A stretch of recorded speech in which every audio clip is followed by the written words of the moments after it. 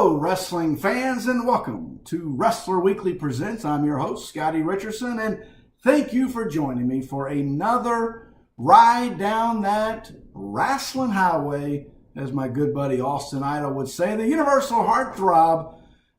He's got some great information. I myself have just started working out. I'm into strength and conditioning. As you know, I'm a basketball coach, and I got my basketball team doing in the weight room, and guess what? I joined them, and I'm in there pumping iron, not like Arnold, but I'm trying. And I tell you what's helped me is Austin Idol's nutritional booklet.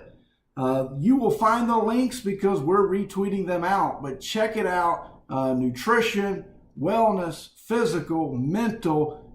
As you know, Austin dropped 100 pounds, and that he's got his secret in his nutritional booklet. So check that out. Wrestler Weekly, thank you for coming back. Look what we have. Now, someone messaged me and said, Scotty, do you only like classic rock? Well, actually, I love all music. I mean, literally all music. And as you know, love 1977 music. And here's my good buddy. It doesn't get much more classic than Dandy Don Williams, the Gentle Giant, 1977 country boy, produced by Don Williams, with great songs like I've Got a Winter in You, Rakin' Ramblin' Man, It's Gotta Be Magic, and the famous song Look Around You. Don Williams, 1977.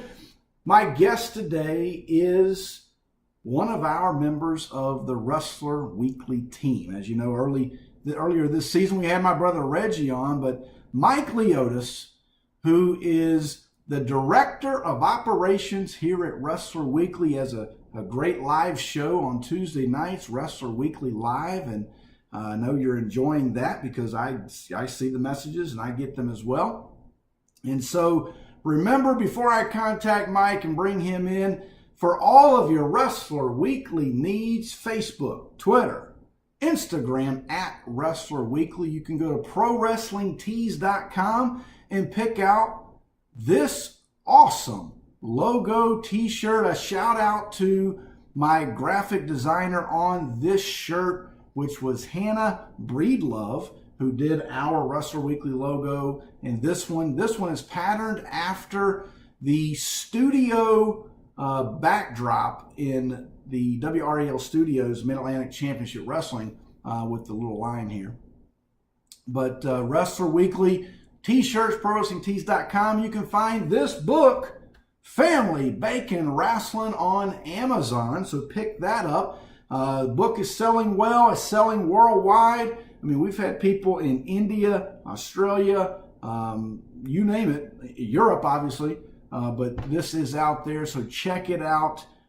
Shout out to my good buddy Bill Pavlik, because I've got a couple mags I'm going to show that were tips of yours for me to get them for my collection. So we're going to go through that. But an interesting topic today, and let's bring in my good buddy Mike right now, all the way from New Jersey.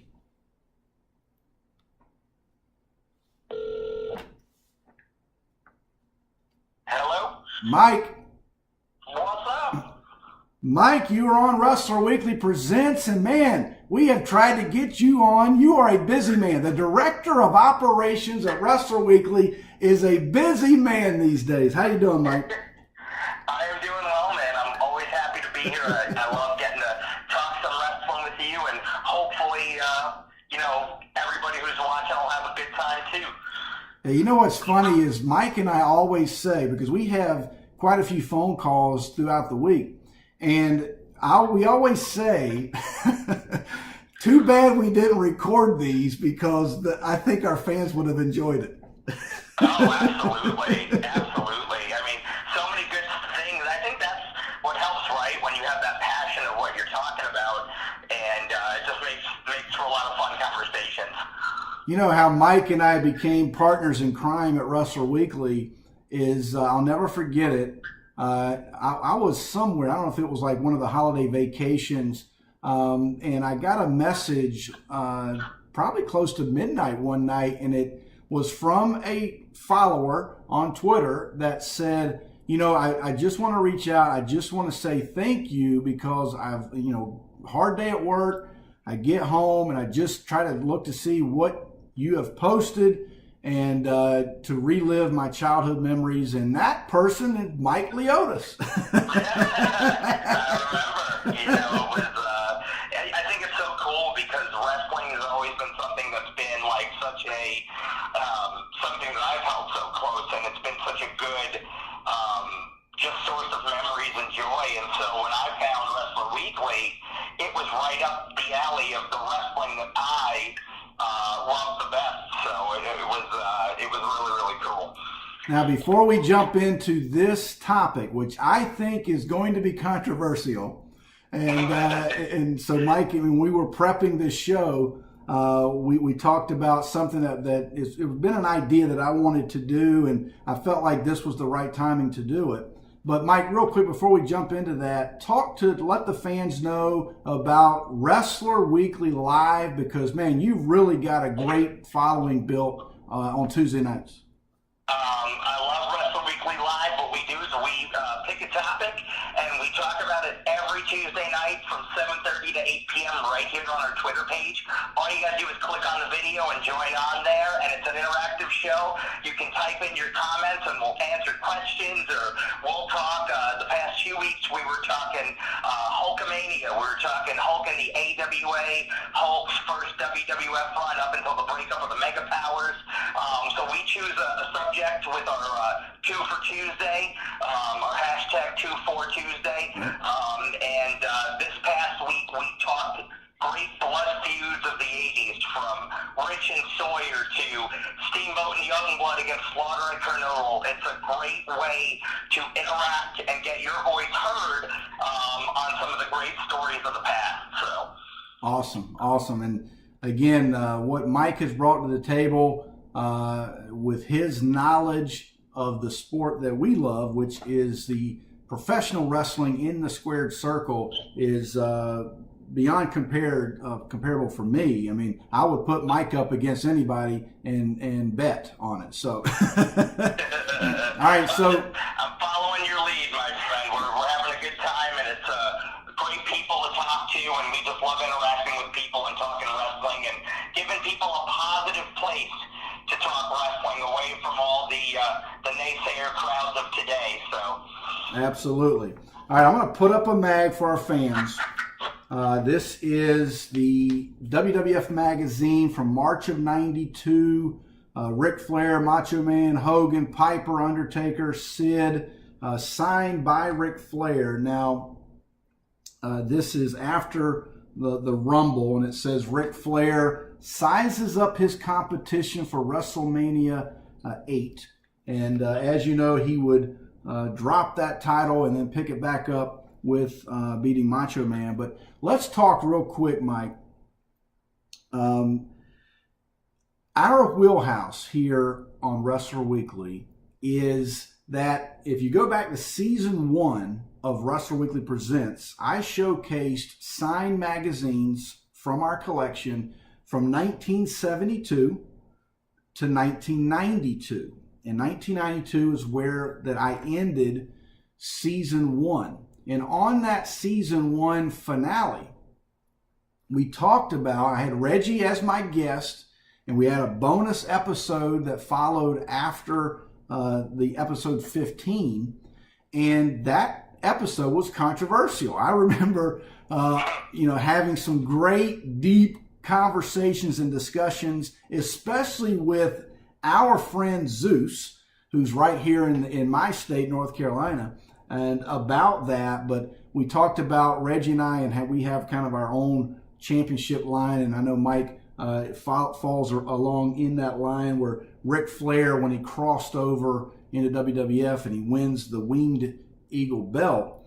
But Wrestler Weekly, we had not really gone in depth, if you think about it, past that 92. So from 93 on, now we've had some discussions, and as everyone knows, we rebranded July 1st of this year, where our focus became more old school classic wrestling. But I'm going to interject a theory right here and right now, and I'm going to showcase magazines leading up from this era, which was Ric Flair in the WWF and winning those world titles, all the way until 1996, the Iron Man match, Bret Hart, Shawn Michaels. As you know, it went past the hour, but looking at, here's the theory.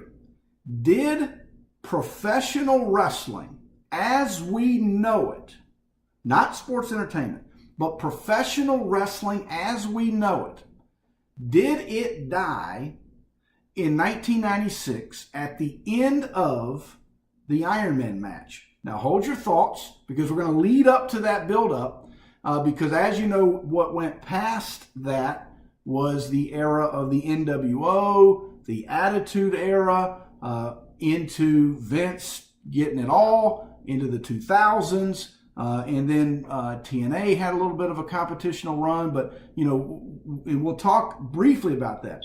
But let's focus in on the magazines and the stories and the discussion. But Mike, talk to the fans and kind of start us off. So we're past Royal Rumble 1992. We're past that, okay? What is happening in WCW/NWA?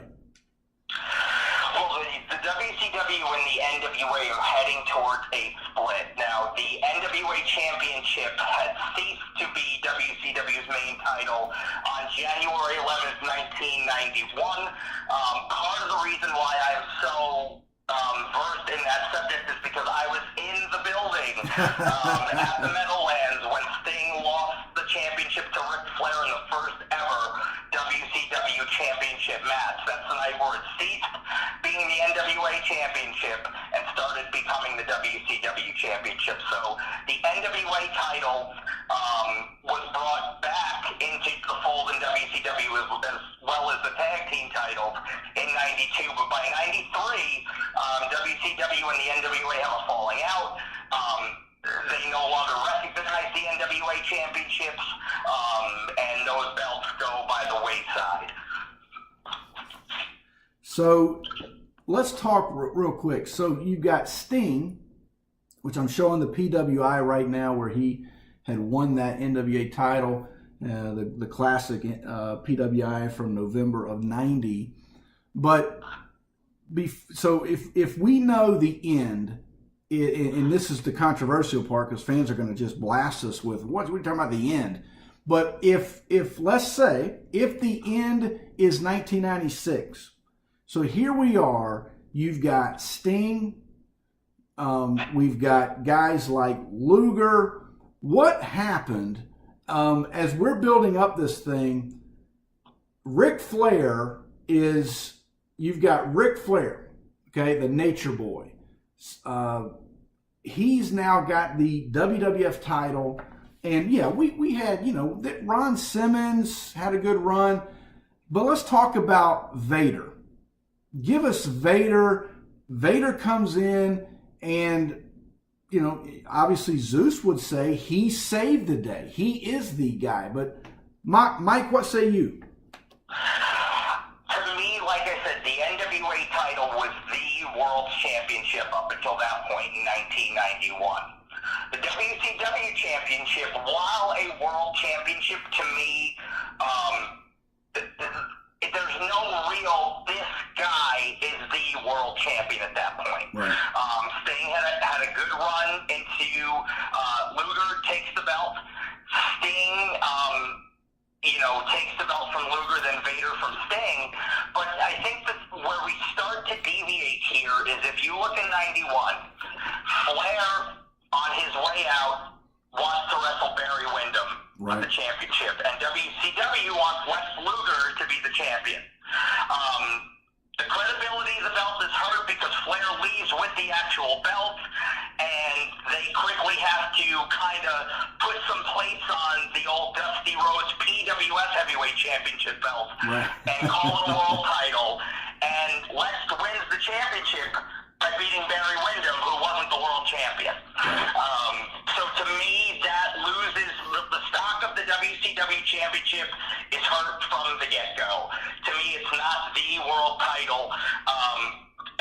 And so now it's out to really see, is it going to be the WWF championship that takes the mantle, or is it going to be the WCW championship? Because there's no denying the NWA championship, had it stayed, would have still been the world championship, the most recognized universal world heavyweight championship. But that doesn't happen.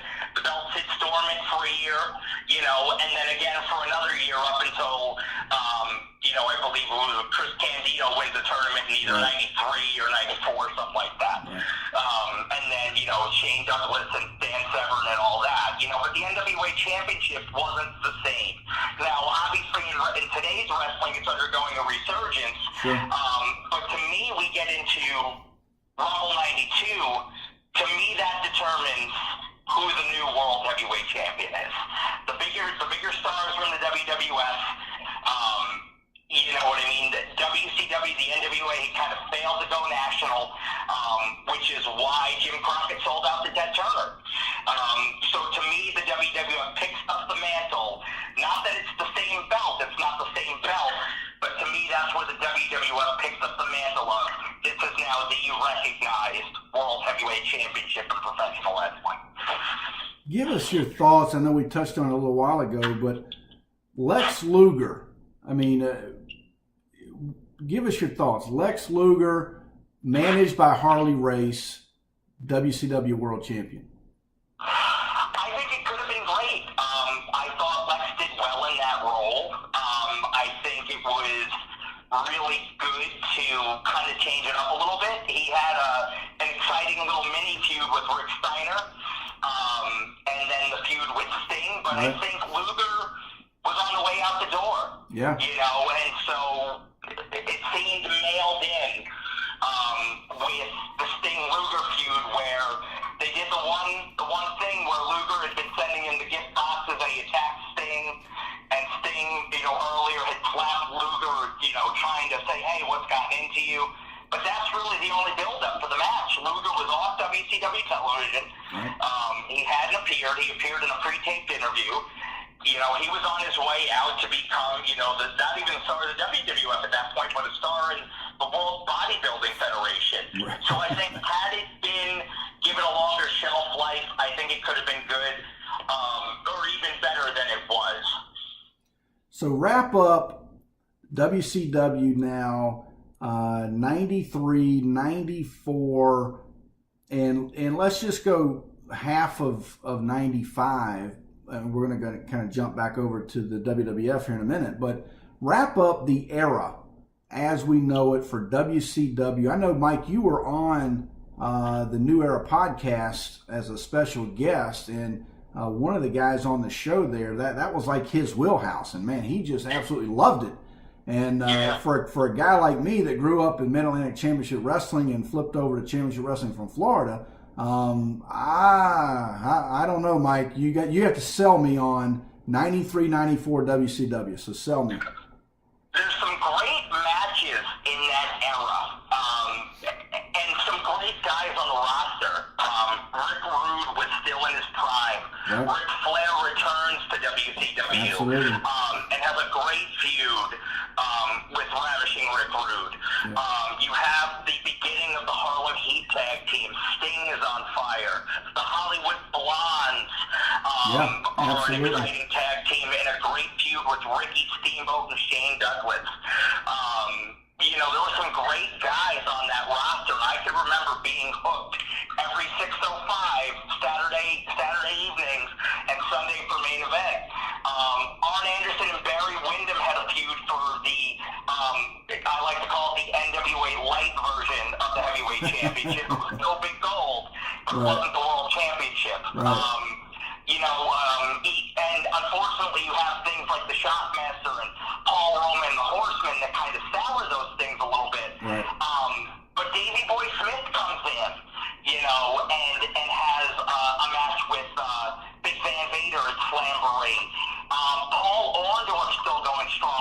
Simmons. Right. So a lot of great guys who pulled some good matches, and Tony Schiavone and Jesse Ventura were actually, in my eyes, a delight on commentary. Right. WCW then, into 94, you have, again, guys like Cactus Jack, Steve Austin on his own, Brian Pillman, Steven Regal, Johnny B. Bad, all guys that were capable of putting on good matches. Vader is still a force, Rick Rude is still a force, Sting is at his height, and then Spring Stampede 94, we get the final main event on pay-per-view between Ric Flair and Ricky Steamboat. Spring Stampede 94 to me is the last great WCW pay-per-view. To me, WCW sours, and as a kid, I love this, and they did it right for one night. Hulk Hogan joins WCW. Which to me changed WCW and wrestling forever. For me, that's where pro wrestling dies, that's where WCW dies. They did a great job with Beach Blast. We finally got the Hogan Flair pay-per-view match, or Bash at the Beach, whatever it was, in 94. But after that, it becomes all Hogan's mid-card WWF friends, and they come in. And to me, the product loses that great Southern wrestling feeling, and it tries to go more mainstream. Which, don't get me wrong, that led to a big period of success, the NWO, all that. But by 1994, Hulk Hogan was a thinner, off-the-gas Hulk Hogan. Due to the steroid trial, the act had worn thin. It was good for a little while, but then the booking woes start. And not that it was bad that guys like Randy Savage came in and things like that, but I mean, the main event of Starrcade 94 was Hulk Hogan and Brutus Beefcake. Not to me a Starrcade caliber main event. So this is where I became disenchanted with the WCW product. But to me, the end, the clear line of demarcation is Spring Stampede 94. Yeah, and that's, I mean, and the point we're trying to make here, fans, is not that we don't like the NWO or the Attitude Era, or I mean, we love it all, and I think that gets lost a little bit. But what we're trying to say is at the end of the day, we are purists. We enjoy watching wrestling matches with no sound, 8mm. Might not. I've said this many times, but Mike's an old tape trader. But we enjoy that. But we enjoy guys, walking into the squared circle, not a lot of hoopla, and locking up collar and elbow. Arm bar for 5 minutes. We enjoy that, and not everybody does, and we get that. And that's where we understand sports entertainment. Mike and I still watch the product today. We text each other between the pay-per-views and the matches, and we both have our favorites, and we both have those discussions. We're not doing it publicly on Wrestler Weekly anymore, but that's not really what our followers and friends and fans want. But what we're saying is, at what point in time, and that point may be different for you, but what we're trying to get you to do is think about those things, because that's what makes it interesting. That's what creates really, I think, healthy and satisfying discussions on what we enjoy. Would you agree, Mike? Oh, I agree 100%. And I think, like I said, I'm glad you brought that up, because listen, I enjoy the current product, and I probably enjoy it more than most, but I think our perspective here at Wrestler Weekly is to watch the show and enjoy what I like, and don't get me wrong, I mean, the things the guys could do today, I mean, are incredible. I would have loved to have seen a Seth Rollins wrestle Ric Flair in 1985, you know what I mean? But I think as a whole, to me, I think we're saying this is where wrestling changed from this was kind of the golden era in the classics to this is a brand new beast.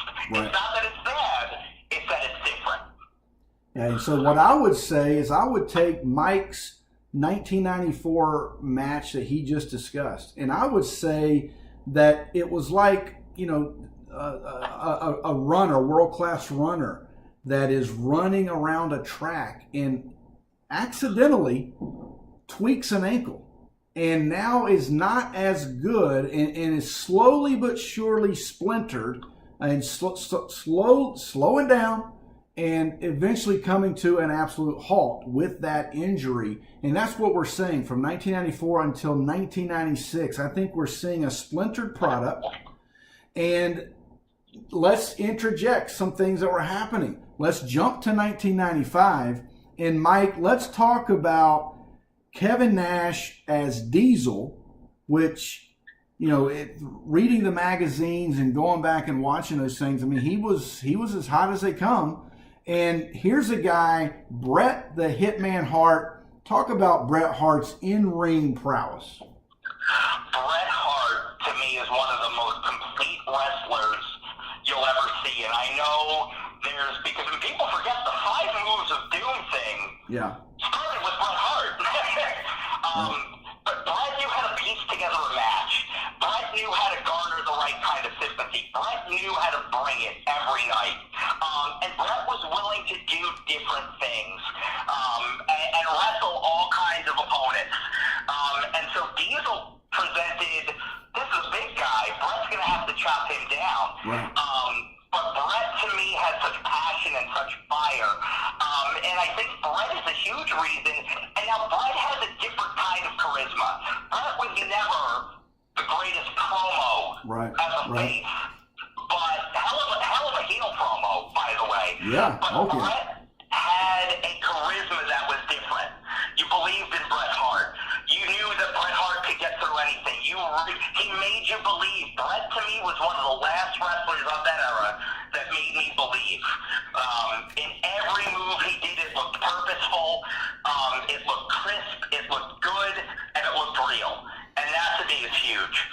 Yeah, I mean, when you talk about champions with the winged eagle, and I always say that when the belt changed and went, we talk about belts now, and Dave Milliken and I, we talked about this on episode 3. If you didn't check that out, go find that one on YouTube. But the winged eagle, to me, Ric Flair wins that title, and that is, you know, something where we believe and that the line is now crossed, and that title becomes the title as the line of champions, the bloodlines of champions. And if you want to know more about what our theories are on that, go back to season 1, episode 15. And while I'm thinking about it, Mike, I've been putting it out there, October 1st, in just a few weeks, October 1st, season 1 on YouTube is going in the vault.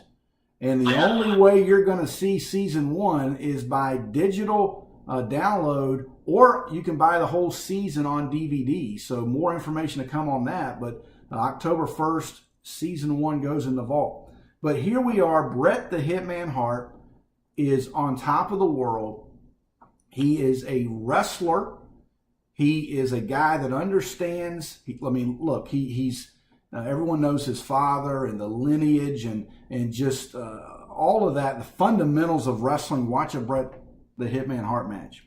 But let's talk about, Mike, the build-up. And this has been talked about and beaten up, but as we give it a different slant, if we're saying the Iron Man match, WrestleMania 12, 61 minutes and 52 seconds, to be exact, in the Iron Man match. The build-up. Talk about the build-up, Mike. I mean, here you got 2 guys that were, don't forget, were really good tag team specialists. Now they're on the top of their game, and here we are, WrestleMania 12. Well, and the build-up, because they had such a rivalry against each other in the tag team. Yeah. And Bret and Shawn were always side by side. Remember the first pay-per-view main event they did against each other at Survivor Series 92, right. Which Shawn Michaels was really starting to show up on the map here, and be seen as a guy who could be a major player. So now it happens that both these guys are faces.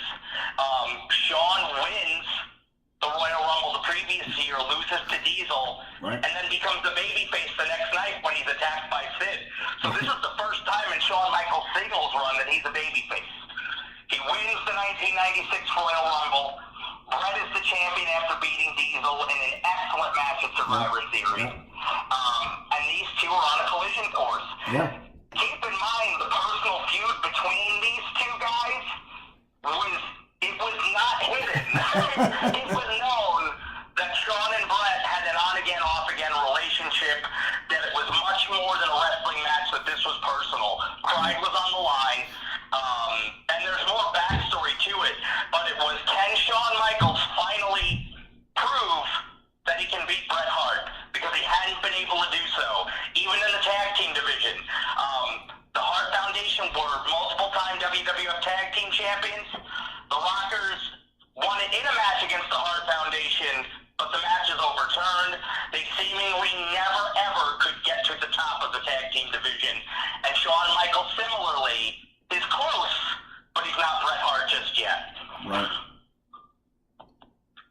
I'm showing the fans a Wrestling World in a WWF magazine. Shawn Michaels, Bret Hart, and now here we are, WrestleMania 12, and I've got a PWI signed by Shawn Michaels. It's also, the poster inside is signed by Sonny. And that's your bonus, I guess. But it says, the sweat, the tears, the glory, Shawn Michaels, finally a world champion. This is August of 96. Shawn Michaels with the classic belt and a classic match and a classic champion. And here we are where we believe that this is it.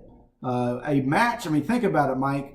When would you ever see another 61-minute, 52-second main event that lives up to the billing, false finishes, crowd is going nuts? It would be very difficult to replicate that in today's climate. Absolutely. I think that has a lot to do with where we are with digital media and different things. Attention spans are shorter. Oh, right. You know what I mean? Matches don't go as long, because if you remember back in the day, NWA title matches went 60 minutes every night. Every night. Every night. Yeah. You know, this was, at this point, even at this point in wrestling, a 60-minute match was seen, it wasn't common anymore. It was going to be the most false win here, where you had, you know, if you go back into the 80s, you have Ric Flair and Harley Race going 60 minutes without scoring a fall on a regular basis. Well, I mean, you know, Mike, I'm writing a book. I mean, Super Bowl of Wrestling, Race and Graham, belt for belt, 60 minutes in the rain, and people stayed and watched. 10,000 fans stayed and watched. That's my point. That's really my argument, my discussion point is today, you know, the sports entertainment, which again, we watch sports entertainment, but they're selling us the Iron Man match at 30 minutes. And as a kid that grew up in the Mid-Atlantic, the kid that grew up in the NWA, a kid that understands, and now as an adult understand that, you know, Flair Race, Flair Steamboat, those guys going 60 minutes.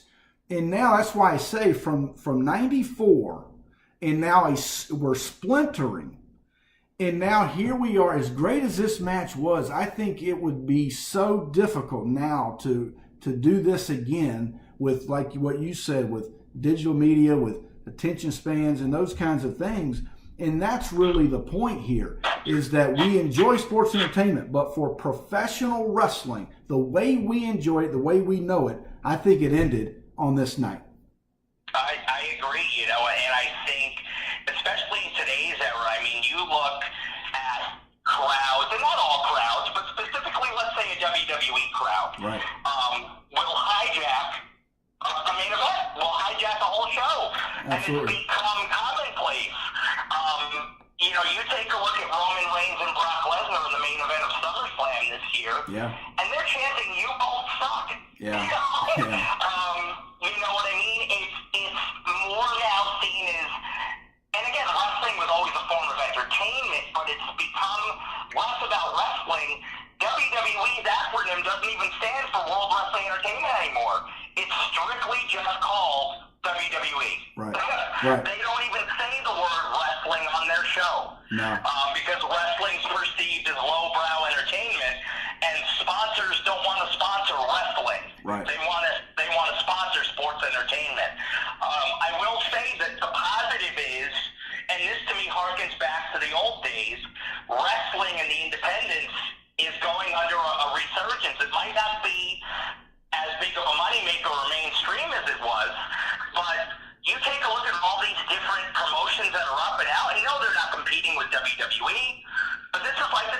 celebrities. Oh, absolutely. You have Ring of Honor. You have PWG. You have New Japan doing things. Yep.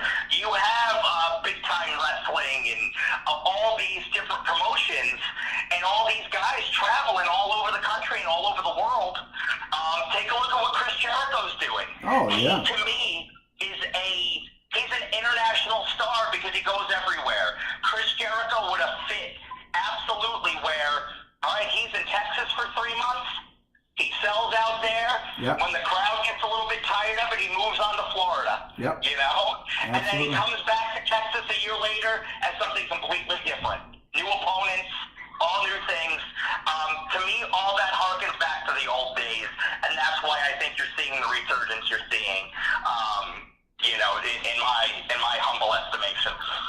All right, Mike, we're going to wrap up. I did mention early that my good buddy Bill Pavlik sent me a tip on a couple of, if you remember these, the Ben Strong magazines in the 70s. Ben Strong, they were in the back of the old magazines and the back issues. But he's put me onto these, the last 2 issues ever produced. This one, September 75, Ben Strong wrestling with Andre the Giant on the cover. And then the last issue was the summer of 75. And this was the collector's issue, the Wrestling's Greatest Bouts, Ben Strong. So fans, pick those up, pick a couple of those up for you. And they're not that expensive, but they are very rare.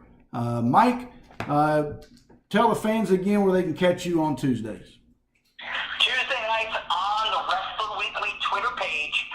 We will drop the subject earlier in the day with the 2-4 Tuesday, so you can look for that by early afternoon, 7:30 Eastern Time. Every Tuesday night, Wrestler Weekly goes live, and we have a great discussion on a different subject in classic wrestling. Like I said, this past week we've talked classic blood feuds of the 80s. We've previously talked Hulk Hogan, the Von Erichs, Texas wrestling, Mid-South wrestling, the Road Warriors we've discussed. So, and the great thing about this show, it's interactive. You can type in your comments and your questions as we go. We have a great time. We laugh a little bit, but it's full of energy. It's a lot of fun, and it's open to anybody who likes classic wrestling and needs that fix before they start watching SmackDown Live. So.